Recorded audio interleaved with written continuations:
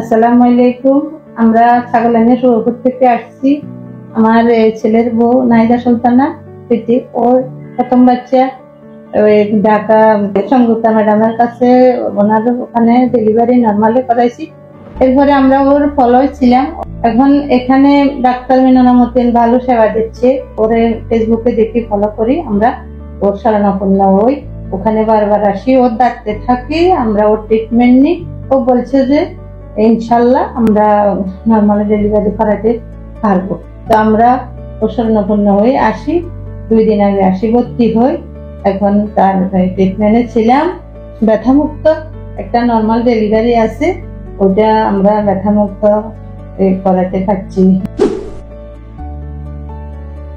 আমি ম্যামের কাছে শনিবারে আসি, ম্যাম ভর্তি হইতে বলছে, আমি শনিবারে ভর্তি হই। এরপর ম্যাম আমারে ব্যথা ওঠার জন্য একটা জেল দে, এরপর রবিবারে আরেকটা জেল দে। এটাতে আমার প্রচুর ব্যথা উঠে, আমি সহ্য করতে পারতেছি না। এরপর আমি নর্মাল ব্যথামুক্ত নর্মাল ডেলিভারির একটা আছে, ওইটা নিই, অ্যানেস্থেসিয়া।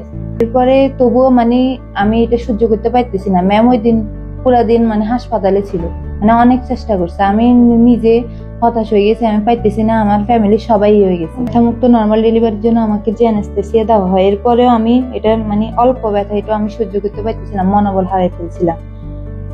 আমি হারাই ফেলছি, আমার ফ্যামিলির সবাইও হারাই ফেলছিল। তবু ম্যাম অনেক বলতেছে যে আমার নর্মালে হবে। ম্যাম ওই দিন পুরো রাতে ছিল আমার সাথে। এরপরে পুরো দিন যাওয়ার পরে সন্ধ্যায় আমার বেবি হয়। মনোবল এত হারাইছি যে আমি সিজার করার জন্য পাগল হয়ে গেছিলাম, কান্নাকাটি করে অস্থির হয়ে যাইতেছিলাম। শুধু আমার হাজবেন্ড একটু ছিল, আর ম্যাম ছিল, এরা শক্ত ছিল যে আমার নর্মাল ডেলিভারি হবে। আমার কান্নাকাটি দেখি সবাই হয়ে গেছে যে পারবো না।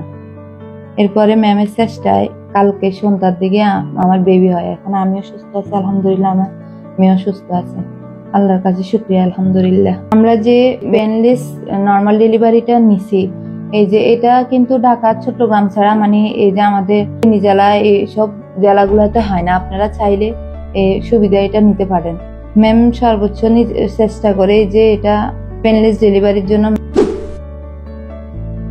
তারা এই যে নর্মাল ডেলিভারির ব্যথার জন্য সিজারে যান, তারা পেনলেস নর্মাল ডেলিভারিটা নিতে পারেন। সবাইকে ধন্যবাদ।